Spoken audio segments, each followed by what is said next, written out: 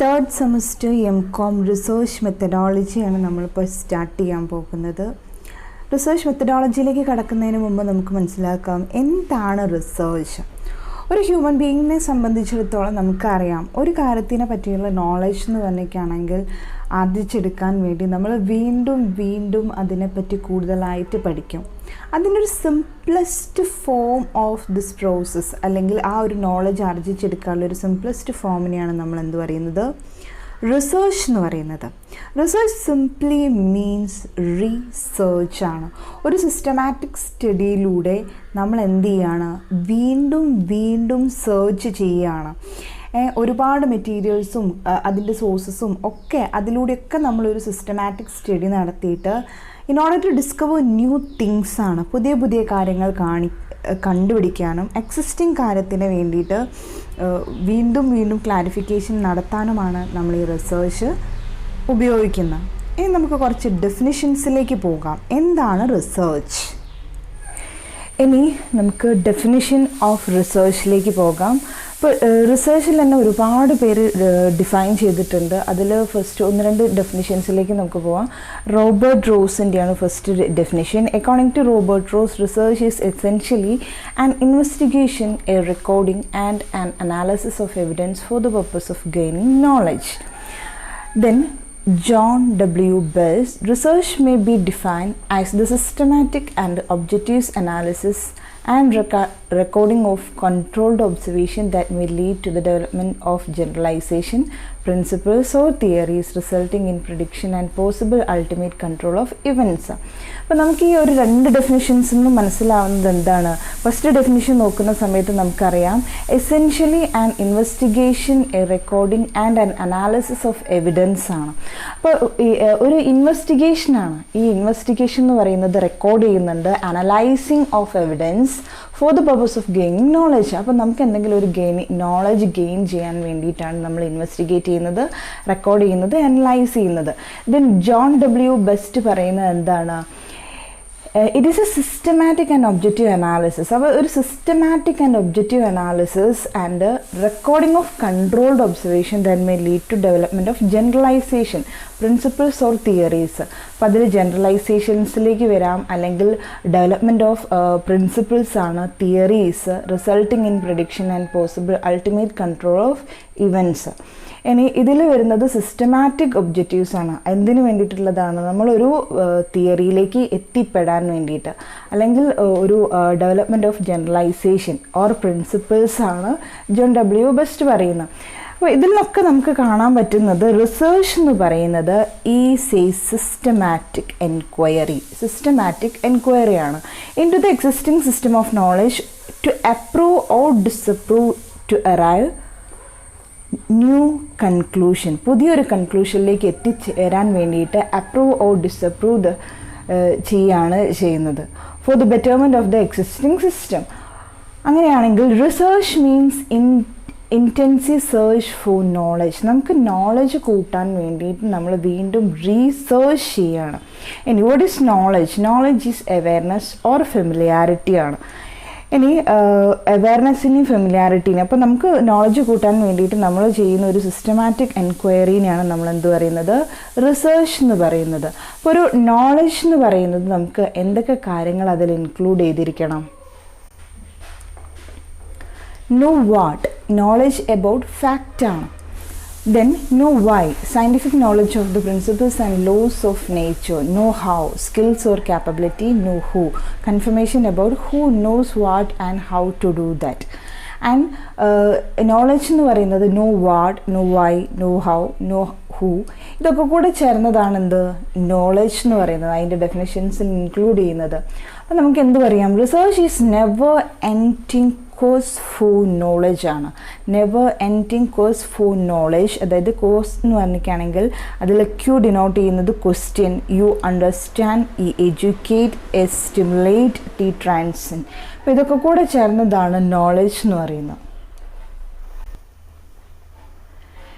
Next characteristics of റിസർച്ചാണ്. അപ്പോൾ research നമുക്കറിയാം സിസ്റ്റമാറ്റിക് ആയിട്ടുള്ളൊരു എൻക്വയറിയാണ്. നമ്മൾ ഡെവലപ്മെൻറ്റ് ഓഫ് പ്രിൻസിപ്പിൾസ്, തിയറീസ് ഒക്കെ വരുന്നുണ്ട്. അപ്പോൾ എന്തൊക്കെയാണ് അതിൻ്റെ ക്യാരക്ടറിസ്റ്റിക്സ്? അതിൽ നിന്ന് നമുക്ക് ഒരുപാട് ക്യാരക്ടറിസ്റ്റിക്സ് മനസ്സിലാവുന്നുണ്ട്. അതിൽ some of them are discovery of new knowledge ആണ്. നമുക്ക് പുതിയ പുതിയ നോളജ് കിട്ടാൻ വേണ്ടിയിട്ടുള്ള ഒരു ഡിസ്കവറിനെയാണ് അല്ലെങ്കിൽ ഒരു റീസേർച്ചാണ് റിസർച്ച് എന്ന് പറയുന്നത്. It is an investigation and related with the solution of problem, development of generalization of theories or principles that will help to predicting the future occurrences. അപ്പോൾ നമ്മൾ നേരത്തെ പറഞ്ഞ പോലെ തന്നെ ജനറലൈസേഷൻസിലേക്കോ അതേപോലെ തിയറി ഡെവലപ്മെൻറ്റിലേക്കൊക്കെ വരുന്നതാണ് റിസർച്ച് എന്ന് പറയുന്നത്. And based on observation or experimentation, ഒബ്സർവേഷൻ്റെയും എക്സ്പെരിമെൻറ്റേഷൻ്റെയും ബേസിലാണ് നമ്മൾ റിസർച്ച് കണ്ടക്ട് ചെയ്യുന്നത്. And researchers try to find out answers for unsolved questions. അപ്പോൾ കൂടുതലായിട്ടും നമുക്ക് വരുന്നത് അൺസോൾവ്ഡ് ക്വസ്റ്റ്യൻസ് ആണ്. സോൾവ്ഡ് ക്വസ്റ്റ്യൻസിൽ തന്നെ ഒരു ക്ലാരിഫിക്കേഷൻ വേണമെങ്കിലും നമ്മൾ റിസർച്ച് ചെയ്യുന്നുണ്ട്. അൺസോൾവ്ഡ് ക്വസ്റ്റ്യൻസ് സോൾവ് ചെയ്യാനോ അല്ലെങ്കിൽ അതിൻ്റെ ഫൈൻഡ് ഔട്ട് ദ ആൻസേഴ്സിന് വേണ്ടിയിട്ട് നമ്മൾ എന്ത് ചെയ്യുന്നത്, റിസർച്ച് ചെയ്യുന്നുണ്ട്. ഇതൊക്കെയാണ് കുറച്ച് അതിൻ്റെ ക്യാരക്ടറിസ്റ്റിക്സ് എന്ന് പറയുന്നത്. ഇനി what are the important or significance of research ആണ്. റിസർച്ചിൻ്റെ ഇമ്പോർട്ടൻസ് അല്ലെങ്കിൽ സിഗ്നിഫിക്കൻസ് എന്തിനു വേണ്ടിയിട്ടാണ് ഈ റിസർച്ച് എന്ന് പറയുന്നത്? It helps in solving societal problems. Societal problems, അതായത് സൊസൈറ്റിയിൽ വരുന്ന പ്രോബ്ലംസിൽ ഹെൽപ്പ് ടു സോൾവിങ് ആണ്. എങ്ങനെയാണ്? ഫോർ എക്സാമ്പിൾ നമുക്കറിയാം, ഇപ്പോൾ ഒരു ഡെങ്കി ഫീവർ വന്നിട്ടാണെങ്കിലും അല്ലെങ്കിൽ ബാക്കിയുള്ള കാര്യങ്ങളൊക്കെ നോക്കുന്ന സമയത്ത് നമ്മൾ അതിനെപ്പറ്റി റിസർച്ച് ചെയ്യും. പുതിയൊരു രോഗങ്ങളോ എന്തെങ്കിലും കാര്യങ്ങളോ, ഇപ്പോൾ ഒരു മെഡിക്കൽ ഫീൽഡാണെങ്കിൽ നമ്മൾ അതിനെപ്പറ്റി റിസർച്ച് ചെയ്യും. റിസർച്ച് ചെയ്തിട്ട് നമ്മളൊരു കൺക്ലൂഷനിലേക്ക് എത്തും. എന്നിട്ട് അതിന് റെമഡിയൽ ആയിട്ടുള്ള മെഷേഴ്സ് നമ്മൾ ടേക്ക് ചെയ്യും. അപ്പോൾ അതിന് വേണ്ടിയിട്ടൊക്കെയാണ് നമ്മൾ എന്ത് ചെയ്യുന്ന സൊസൈറ്റൽ പ്രോബ്ലംസ് എന്ന് പറയുന്നത്. അപ്പോൾ മെഡിക്കൽ ഫീൽഡിൽ മാത്രമല്ല, ബാക്കി പല ഫീൽഡുകളിൽ, ഇൻഡസ്ട്രിയലായാലും അല്ലെങ്കിൽ വേറെ പൊളിറ്റിക്കലായാലും അല്ലെങ്കിൽ ഗവൺമെൻറ് ആയാലും ഒക്കെ നമ്മൾ എന്ത് ചെയ്യുന്നുണ്ട്, റിസർച്ച് എടുക്കുന്നുണ്ട്. അതായത് നെക്സ്റ്റ് പോയിന്റിലേക്ക് വരുന്നത് useful to different sections of the societies. Different section എന്ന് പറയുമ്പം അതിൽ പൊളിറ്റിക്കൽ വരാം, എക്കണോമിക് വരാം, ഗവൺമെൻറ് വരാം, different sections of the society. And it is helpful to industrial concerns. Industrial concerns എന്ന് പറയുമ്പം അതിൽ ഇൻഡസ്ട്രിയൽ കൺസേൺസിൽ മാർക്കറ്റിംഗ് ആയാലും അതുപോലെ തന്നെ എന്താ പറയുക, മോട്ടിവേഷണൽ റിസർച്ച്, അതുപോലെ തന്നെ മാർക്കറ്റിംഗ് റിസർച്ച്, ഓപ്പറേഷൻ റിസർച്ച്, ഇതൊക്കെ ഇൻഡസ്ട്രിയൽ കൺസേൺസിൽ വരുന്ന കുറച്ച് റിസർച്ചുകളാണ്. ദെൻ ഇത് act as A basis for government policies ആണ്. അപ്പോൾ ഗവൺമെൻറ് പോളിസീസ് എന്ന് പറയുമ്പം പ്രിപ്പയറിംഗ് ദ ആനുവൽ ബഡ്ജറ്റ്, അതുപോലെ തന്നെ എക്കണോമിക് സർവേ വരുന്നുണ്ട് അല്ലേ. ഇതിലൊക്കെ വേണ്ടിയിട്ട് നമ്മൾ എന്ത് ഉപയോഗിക്കുന്നുണ്ട്, റിസർച്ച് ഉപയോഗിക്കുന്നുണ്ട്. Then a tool for building knowledge and for facilitating learning. നമ്മൾ പറഞ്ഞു നോളേജ് ബിൽഡ് ചെയ്യാൻ വേണ്ടിയിട്ടുള്ളൊരു ടൂളാണ്. പിന്നെ ലേണിംഗ് ഫെസിലിറ്റേറ്റ് ചെയ്യുന്നുണ്ട്. And aid to business success. Business സക്സസ്സിന് ഒരു എയ്ഡാണ്. Then a way to prove lies and support ട്രൂത്താണ്. ലൈസ് ഉണ്ടെങ്കിൽ അത് പ്രൂവ് ചെയ്യണം. And support truth. These are some significance of research. ഇത് മാത്രമല്ല, ഒരുപാട് സിഗ്നിഫിക്കൻസ് ഇനിയും വരുന്നുണ്ട്. അതിലുള്ള കുറച്ചെണ്ണാണ് ഇത്. Next we have to discuss about the qualities of a good research. ഒരു ഗുഡ് റിസർച്ചിൻ്റെ ക്വാളിറ്റീസ് എന്തൊക്കെയായിരിക്കണം? നമ്മൾ പറഞ്ഞു നല്ലൊരു റിസർച്ച് എന്ന് പറഞ്ഞിരിക്കുകയാണെങ്കിൽ ഇറ്റ് മസ്റ്റ് ബി സിസ്റ്റമാറ്റിക്. അതൊരു സിസ്റ്റമാറ്റിക് ആയിട്ടുള്ളൊരു റിസർച്ച് ആയിരിക്കണം.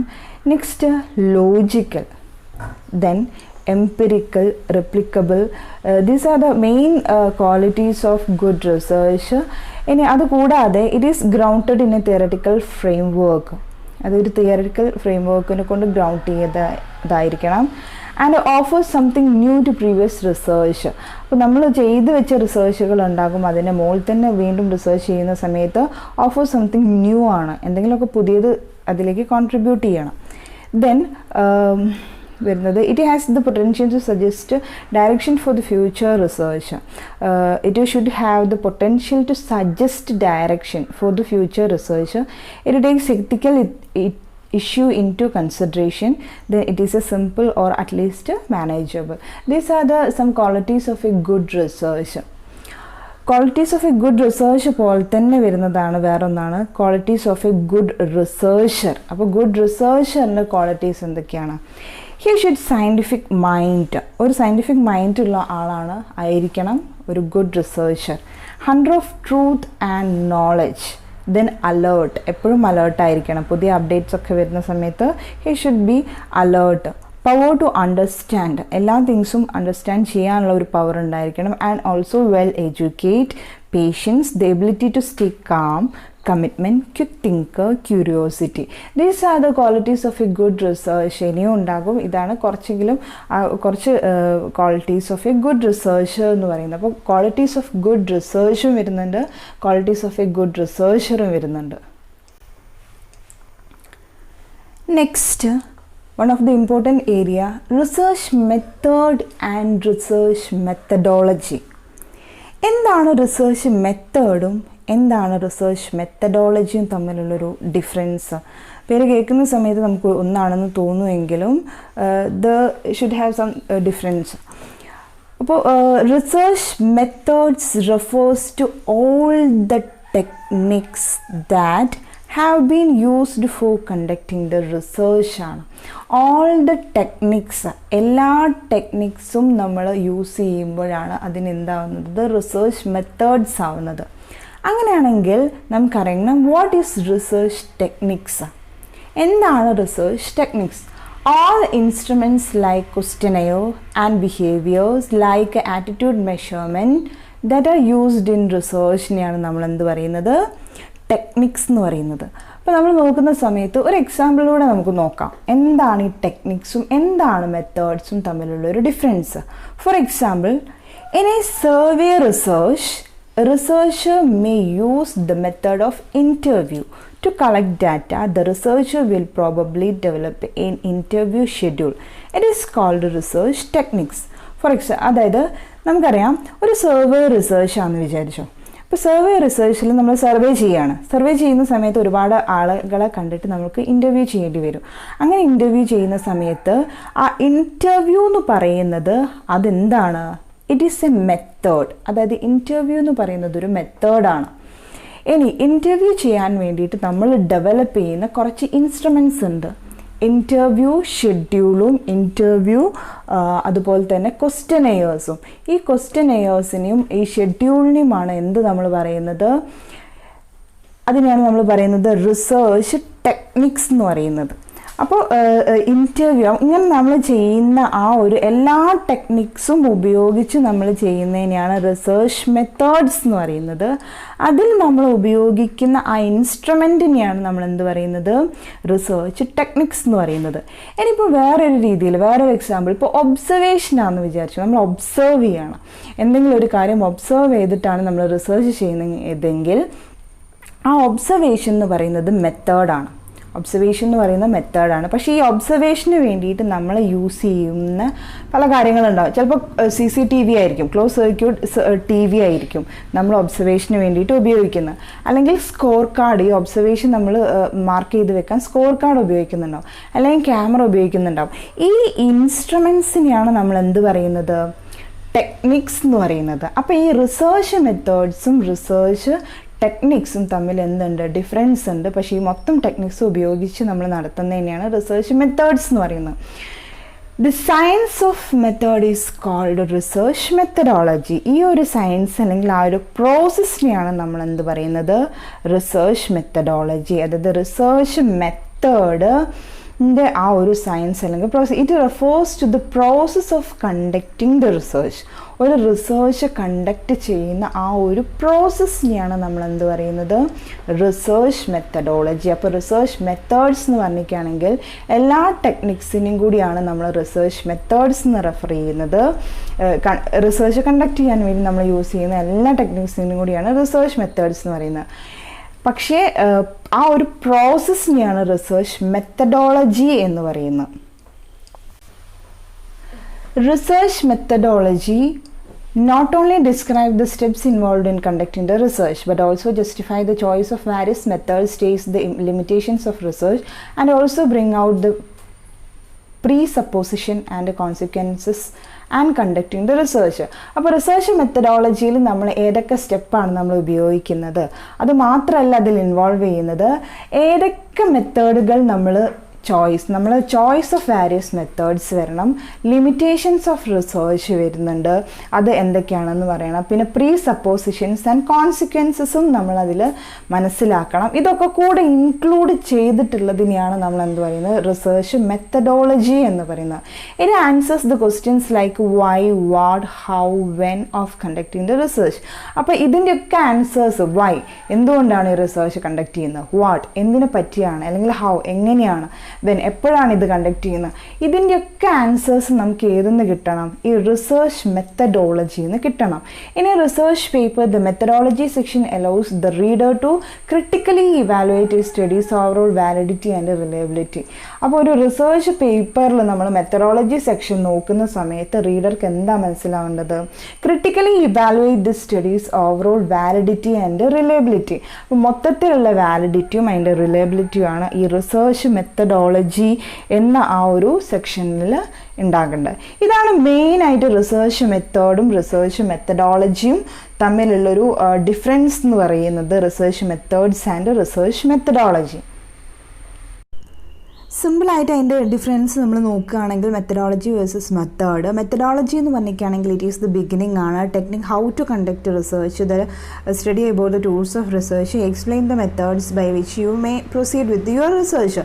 ഇതിനൊക്കെ എക്സ്പ്ലെയിൻ ചെയ്യാണ് ഏതാ ഉപയോഗിക്കേണ്ടത്, ഏത് ടൂൾസാണ് ഉപയോഗിക്കേണ്ടതെന്ന്. പക്ഷേ മെത്തേഡ് എന്ന് പറയുന്നത് എന്താണ്, the end of any scientific or non scientific research ആണ്.